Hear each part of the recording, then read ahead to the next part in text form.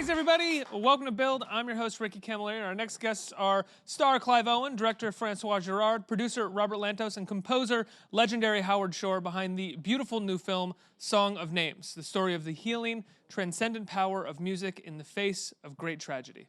Let's take a look.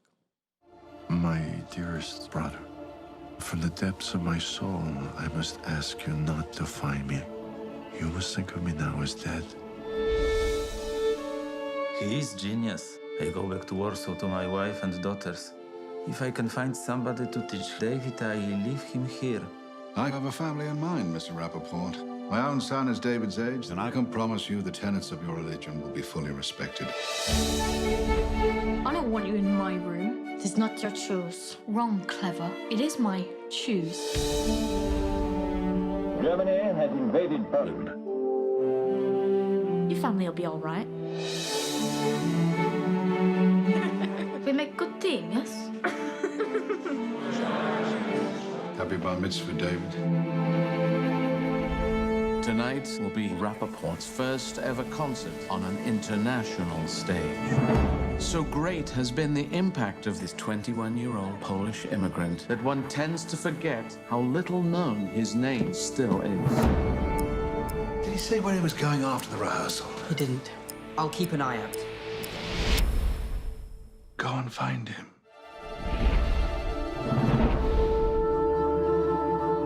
I'm looking for David Rappaport. Rappaport, R.A. He would have been here in the 1950s. He was a virtuoso. When was the last time you saw him? London takes the violin right out of my hands. You never heard nothing like it in your life. They could still be alive. If he wanted to be found, don't you think he would have come to you long ago? Your family? Perished? I don't know.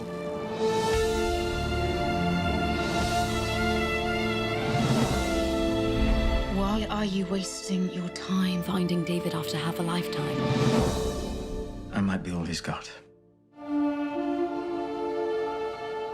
Everybody, please welcome from the Song of Names, Howard Shore, Robert Lantos, Clive Owen, and François Girard. Let's hear it. Hey. Hey. Thank you so much for being here, you guys. Congratulations on the film, a beautiful film. François, this is not your first time making a movie about classical music. I'm sure you're getting this question a lot as you're talking about this movie. I haven't heard you answer it yet, so I'll ask it as well. What brings you back to telling stories about music? And when you first started making films, did you know that your love of music would translate so clearly into the stories that you told? Well, there's a lot of music in my past, and I was always like a sort of a dilettante musician, so I guess it translated into my film work. And then there was 32 short films about Glenn Gould. There was Red Violin. In this case, there's a point where you're not going after music; it's like music going after me. And then when Robert first proposed it to me, like I thought. I had an hesitation because I thought it might be a little close to Red Violin, but looking at it closer, this is an entirely different subject, and I finally committed to the mission.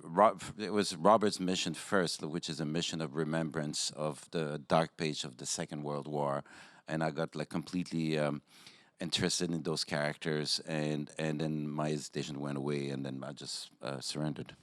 So, Robert, you clearly had the book first. He adapted it based off of this book. How did you know that François would be the right person to sort of take on this story? I read the novel, and we live at a time when when a good story is not really enough of a reason to make a film, especially. In the day of sort of Marvel Comics, and it's extremely challenging to pull off an independent film of this size and magnitude.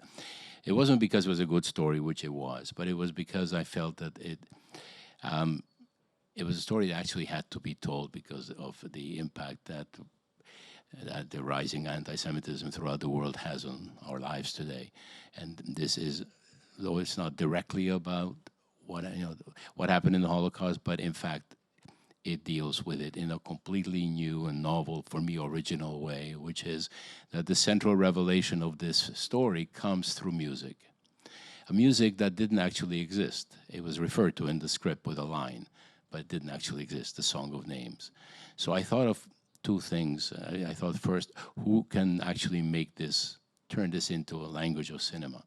I'd never worked with François before. We knew each other a little bit, but that's based on his body of work, and that's where my head immediately went. And then the second thought was, who's going to score that? And sort of my other thought was Howard. And so my first call was to François, and as I never heard you say it this way before. He surrendered, but he did. I think of it more as a seduction. And then your second call was to Howard. Well, then together we called Howard. Right. So Howard, what did you think when you got this? Because this is a completely different kind of composition. These are different kind of compositions than you normally have to do for a movie. Obviously, there's the score of the movie that is the undercurrent throughout the whole thing, but then there are actually classical pieces that you have to write that appear within the film that Clive has to play in front of an audience. What was it like? Had you done that for a film prior, or do you view it as kind of the same thing? I have done, not to this extent. Robert put me in touch with François on the phone, and I was so happy to collaborate with him. I've been a big admirer of his films, Red Violin and Clayne Gould in particular. It was, the story resonated very much with me, and I spent 2 years working with François on the pieces that you're seeing on screen and writing the Song of Names, researching that, going back into the history of cantorial singing to create the piece. It had to be truthful from my heart, so it took a little while to delve enough into it that I could write, a piece for it. Do you often find that when you're doing movies, they require research like that, or do they never really require it? Like the filmmaker and the screenwriter have done their research and they're bringing you a cut and you score based off of the feelings of that cut, but within this you actually had to do a lot of research. I actually like the research. I like to read. That was one of the really interesting things about doing films, was immersing yourself in other stories and other periods and being able to research that. I spent years writing Lord of the Rings, but I spent a lot of times with the Tolkien book, and the mythology was important to me. And we've done a lot of other adaptions of novels, William Burroughs, J.G. Ballard's Crash with Cronenberg. So that's the first time you two worked together, right? Yes, that's true. Yeah. So I love delving into the history of it and spending time researching things musically and trying to absorb the whole period so I can create something that I feel is truthful. Clive, what was it like for you to have to perform these pieces on a stage? What is your background with classical music, if any? I don't know if you... No background. Well, François came to me and talked to me about doing the film, and I was surprised because he came to me first, and I didn't understand why he wasn't finding the other character first who takes everybody through the movie. And he told me that it was so important that the journey of the movie ends up with this guy and this thing, and that was important. And then... Well, you're kind of like his third. You're like kind of like his third man. The whole movie is talking about you, and when you show up, you have to sort of take over the screen. Exactly, and then there was then I had to sort of play the music, so I knew it would be an awful lot of work, to get ready and to do it as well. But François promised me that he said, "Do as much as you can, and I promise you, I'll make you look good." And I trusted him. And similar to Howard, one of the beauties of being an actor is to, whole world sort of open up for you. You take on a project and it's something that unpredictability and not knowing, and a world opens up. You read a script and you go, well, this is another world that I'm going to now go and find out about and sort of dive into. And that's the beauty and privilege of being an actor, really.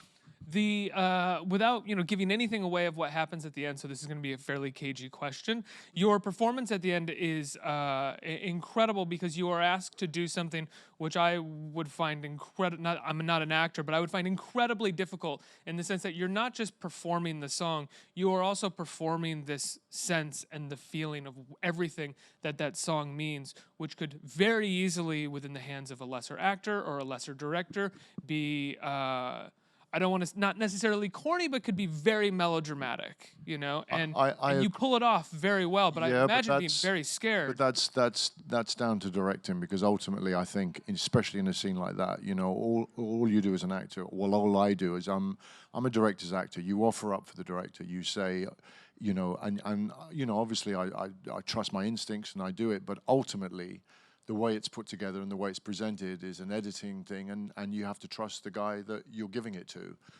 So, you know, it's a directing thing as much as an acting thing. Well, I mean, like I would say that my biggest impact is to actually, with Robert, to decide to work with Clive and to work with Tim.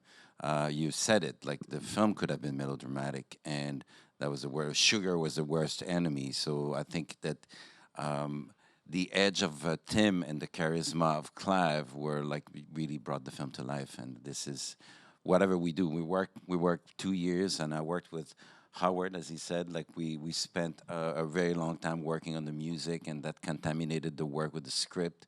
So all of that work is probably half of the impact of deciding to work with Clive and Tim. Casting is everything. When you're shooting that final concert hall scene, are you do you shoot different variations of Clive performing that, in the sense that in this you're weeping, or in this you're just, you know, you're just playing it and you're feeling it? So when you get into the editing room, you can figure out what works in the story, what might be too saccharine or won't be saccharine at all. No, I think we were clear on tones. Like I think we were going for a very specific tone, and then we actually put a lot of attention to a great number of shots, and to bring the performance alive. Now, Clive is starting a solo violin career. Like, if you're interested in the dates, like there's a new website with Clive Owen's virtuoso playing around.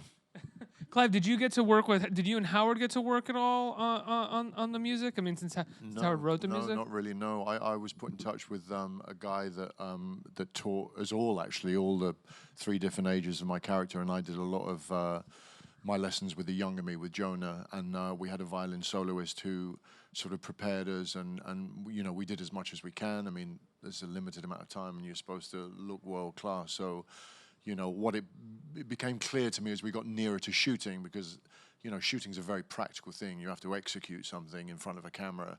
And it became clear to me that we did an awful lot of intricate work, but really it was about shape and about feeling and looking like you belong, as much as it was the intricacies of playing the violin. Right, you don't have to be hitting the exact notes, but at the very least, you look like you're close. Yes, right. And you need to inhabit it. You need to feel it, and you need to look like you belong. You know, your and Tim's relationship is one that is fractured, to say the least. And there's a lot of backstory up until the point where we see the two of you together. How much work do you and Tim do separately and together before you're sitting in front of the camera? Not very much, really. Really? No, because you know, we talk about the scene, and we sit down with François, and we sort of, but you know, the in some ways, you know, that big scene with Tim at the end of the movie is why I did the movie. It's a beautifully written scene. There's so much weight. There's so much in it. There's so much to do in it, and we kind of came to it. We talked around the scene, really, but then when we did the scene, it was a bit like it plays in the movie. We come together, and then we do it. Yeah, I think the 3 of us prepared. You know, we had our talks, but like all of us knew that that was a scene. And we all came very prepared, Tim on his side, Clive and me, and we just showed up and shot that scene one full night. And I have to say that I'm actually very proud of that scene. And it's a wonderful scene. How much do you leave open for the actors in that, or how much do you put in detail in the writing for your actors? Since it's such an important scene in the film, it's pivotal, and it comes at that moment. Do you want them to have all of the detail possible in the writing, or do you want to leave open for interpretation? I think this is a perfect case. This is theater. Like, it's a perfect case of dialogue-driven scene, and then like we follow the chain of thoughts of both characters. There was very little scene indications, descriptions in the script, and I was just placing myself to capture the interaction between Tim and Clive, and then both of them came highly prepared for their journey. When we were shooting that, like, it was each take would take 8 minutes. It's actually divided in the film, but the actual full car scene is 8 minutes. So when we launch the take, we all get into like a ride, a real ride. Like it reminded me a little bit of theater work. Well, that's a rarity that a director does that. From each angle, you're going to do the full take rather than sort of cutaways and cut-ins. You know. In that case, I think we needed to have the flow and then the energy, because the scene goes from extreme anger into not understanding into understanding. So there's a long wave that you need to follow. You just can't step in the middle of it. Howard, you've worked with a number of great directors, François, Scorsese, Cronenberg, Peter Jackson. I'm probably missing one or two in there as well. Forgive me. You've done historical period pieces. You've done movies that kind of take place in the future. You've done fantasy movies. Is there a difference in your process when it comes to each film, be it director or the story, or do you generally approach things the same way? It really has to do with the collaboration. I'm interested in working with other artists, so I really look for that work, that I could work very closely with a director like François and the other directors that you mentioned. That's really the important thing. And then story and a piece that I feel that I can contribute to musically. Cronenberg always said that what he loved about your scores, so many things, was that the opening credit sequence were always like a vestibule into the rest of the movie. Right. And he was one of the first people that you really created scores for. What did you learn about creating those opening credit sequences with him, and how did that translate to? Well, I love the feeling of the theater, and the lights go down, and the film comes up, and you want to enter that world. So I was always conscious of the fact of bringing the audience into this world of the film through music. And did that translate into your work with François as well? I mean, just sort of learning that aspect of storytelling? Absolutely. I'm always looking for a way to bring the audience into the world. In this case, I had a good collaboration with François in being able to do that. That opening scene is really beautiful. Yeah. François, the flashbacks to the boys during World War II, living in the UK. Where did you cast these kids, and how close were you? Did you know that you had Clive and Tim already, and how, No, what I knew already, as soon as I read the script, I realized that given the time span, that I had to have 3 actors for each part.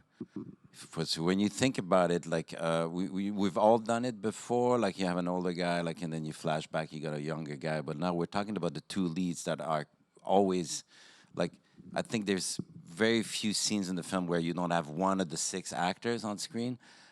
So this is really the core of the film, and I knew that my main challenge was to create not only 2 trios, Clive there's a middle Dovidl and there's a young Dovidl, but also 3 pairs. So what the kind of chemistry that we have between Clive and Tim, I needed to sort of repeat that in the middle ones and the young ones.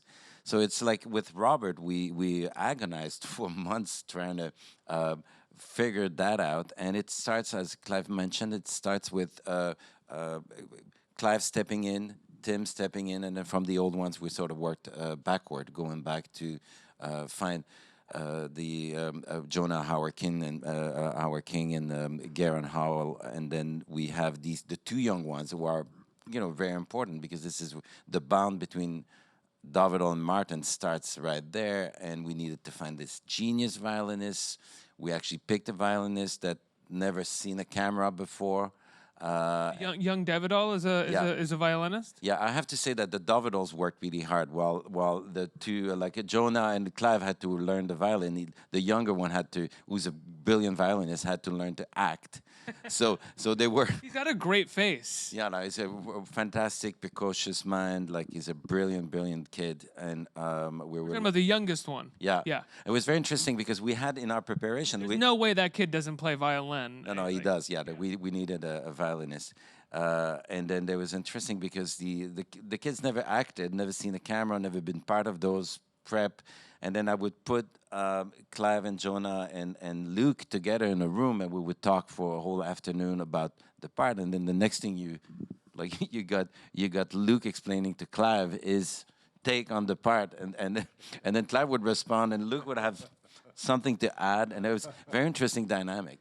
So you got to meet the young Dovidls prior to filming.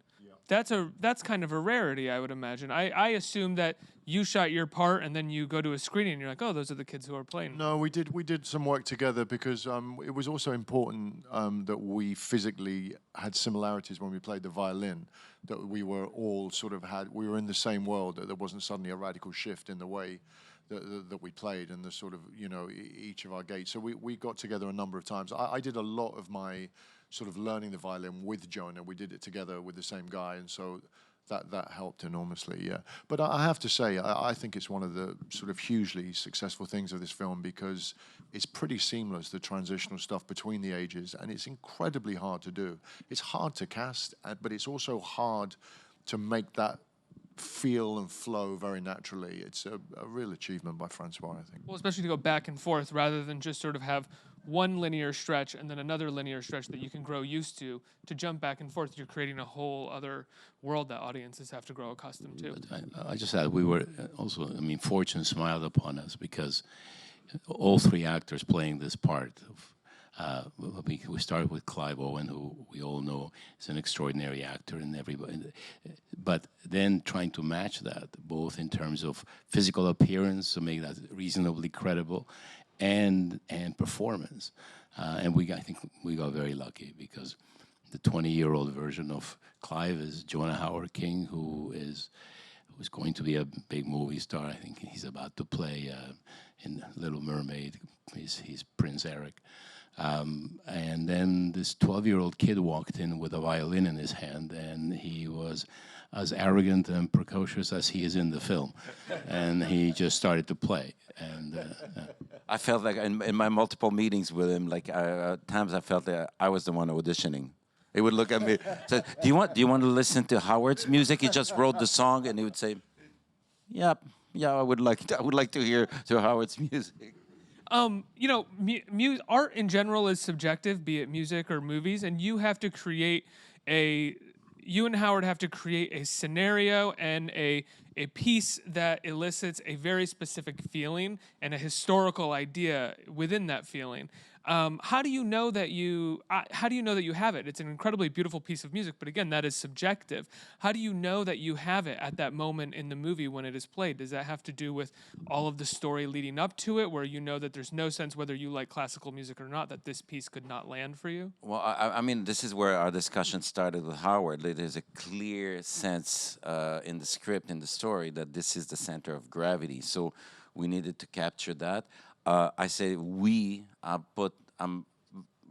it's really Howard who's, we knew what we wanted to do, and we decided not to cheat, to be true to history, to be true to, and then also we decided very early on that we would not play tricks, that we would bring a real cantor in front of the camera and record as we filmed, which is quite rare, but there was no room for any kind of tricks or faking anything. So, and then from then on, it was very much in the hands of Howard, who spent I would say, before the moment we first started talking about it and the first notes we heard, there's at least a year, if not a year and a half. It was quite a bit of research. You work around it for a long time, and you're just filling your intellect with all the ideas based on the story and the tradition of cantorial singing. And then at a certain point, when you're relaxed enough, it comes from your heart, the music. I can't really explain it, but I knew there was a point where I felt I could make an expression that was going to be truthful.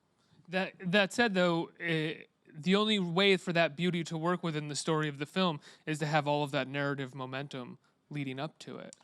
And yes, and then what we did, there's a back contamination where, where it leads, so then we take that. This is the DNA of the entire score, and not only the entire score, the DNA of the story. So, Howard wrote the song, and then from the song we knew what the film meant, and then there's from the beginning of the film, in the score, we prepare for that moment. In the acting, in the narrative, we prepare for that moment, and then it leads to that song, and it leads also to Clive's entrance, which is quite crucial. If you think about it, it's a pretty hard thing to pull off for Clive, because we're like, it's a year and a half of where's the guy, and then knock, knock, knock, the door opens, and then here's Clive Owen. So you better deliver a great actor, and I was very, very grateful that Clive took.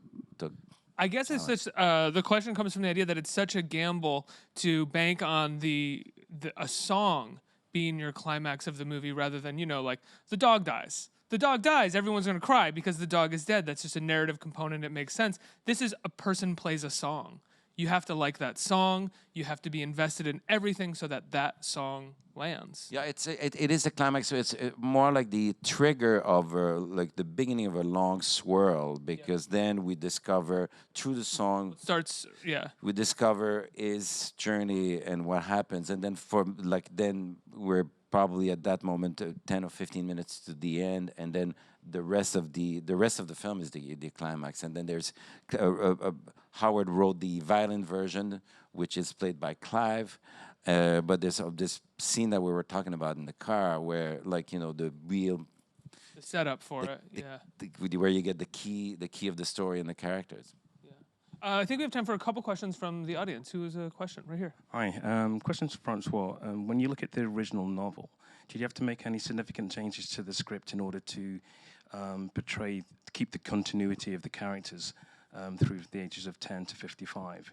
Well, it's a good question, and I've faced that challenge a number of times in the past where I adapted books. But in this case, like Robert brought to me a script that was already. The book was already adapted, so I read the script first, and then I read the book, and it's the book is, the script is very true to the book in substance, in essence, but very different in structure. Jeffrey Kane took the quest for Dovidl. In the book, there's 6 pages between the first clue and the moment he finds him. And that became the entire movie. So, and I think that was I felt really great about that. But Jeffrey Kane would be a better one to answer the question. I was in the receiving end of that. One more. Hello. Thank you all for being here. This question is mostly for Mr. Shore. I was curious, as a composer, how you approach the challenge of maintaining that continuity over a story that expands such a large amount of time and space. The story takes place over 50 years. It starts in the 30s and into the 80s. I focused on one scene in the film that was a pivotal scene, which is the scene in the synagogue in Stoke Newington outside of London after the war. And that synagogue scene was, once I created that, then I could work forwards and backwards, but it was really just finding the center and being able to create that scene. Thank you. Guys, it's a beautiful film. How can people see The Song of Names? When can people see it? Well, we're lucky to have Sony Picture Classics releasing the film, and Robert, it's the 25th of December. Right. Christmas Day. Christmas Day. The Song of Names. Guys, thank you so much for being here. Give them a huge round of applause. Thank you. Thank you. Thank you very much.